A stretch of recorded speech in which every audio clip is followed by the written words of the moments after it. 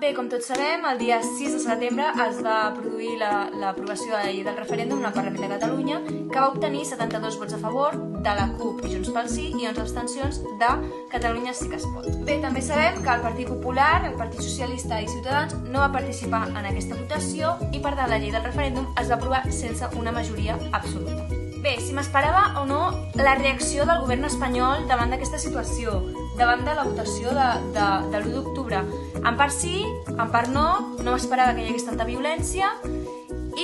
però la veritat és que sí que m'esperava que hi haguessin enfrontacions entre Guàrdia Civil o Policia Nacional entre els ciutadans, però tampoc m'esperava que hi hagués algun tipus de disputa entre Mossos d'Esquadra i Policia Nacional o Guàrdia Civil. Estic bastant convençuda que no s'arribarà a ningú tipus d'acord amb el govern de Madrid, donada la situació que està vivint el nostre país actualment, i jo crec que hauria d'intervenir la Unió Europea per poder donar solució a aquesta situació que estem vivint.